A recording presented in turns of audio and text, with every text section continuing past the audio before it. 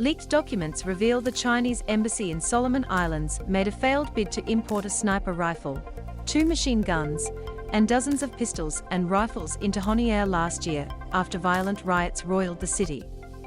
Key points. China's request for weapons and security came a week after riots broke out in Honiara.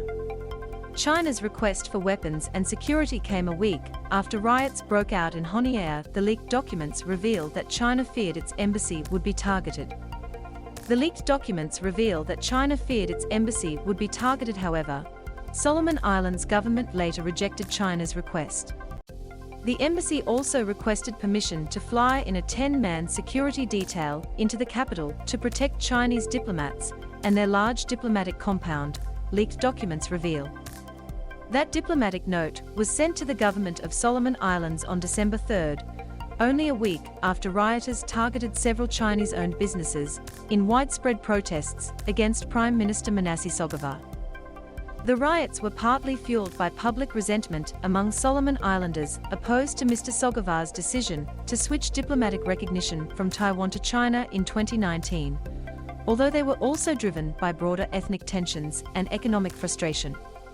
According to the leaked document, the Chinese embassy made the bid because it feared it would be targeted in future protests. The government of the People's Republic of China has decided to send a plainclothes security team, 10 personnel, with necessary light weapons and equipment to the Chinese embassy in Solomon Islands, the embassy wrote. That document also said the security team would hold diplomatic passports and hold official status as diplomatic attaches. It added that the security detail would enhance the safety and security of the Chinese embassy and be responsible for internal security and necessary escort missions outside the embassy. Finally, the embassy also pressed the government of Solomon Islands for a quick response, and said that, given the current security situation in Solomon Islands, as well as the pressing security concerns of the Chinese embassy, it would be highly appreciated if the government of Solomon Islands could facilitate to grant permission. Loading. The note said the team would bring in light weapons, but the attached list of items proposed for import included much heavier weaponry, 2 machine guns, a sniper rifle, 10 rifles, 10 pistols and thousands of bullets. An internal memo from the Solomon Islands Foreign Affairs Ministry, which was also leaked, appeared to indicate that the Solomon Islands government was initially open to the request.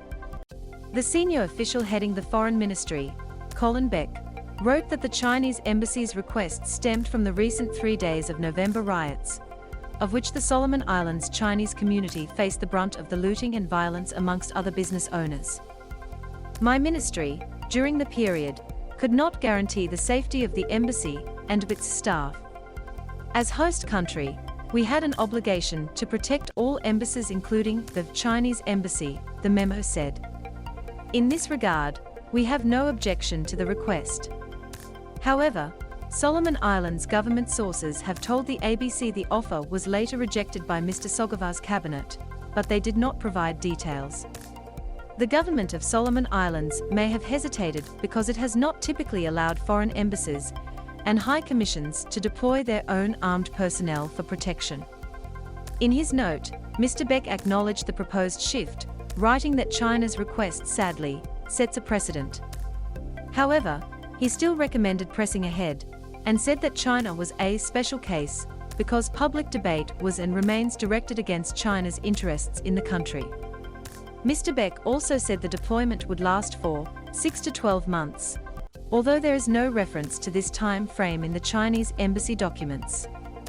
While armed Australian police and army personnel remain in Honiara as part of an international assistance team, they are under the direction of the Royal Solomon Islands Police Force, rather than the Australian Embassy. It is not clear whether they provide regular protection to any diplomatic compounds in the city. Leak of the documents also demonstrates how internal anger over the government's planned security pact with China is further destabilizing politics in Solomon Islands.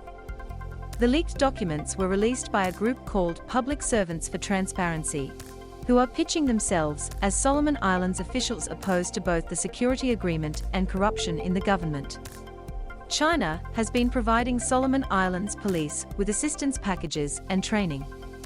The ABC has not been able to independently verify the identity of those in the group.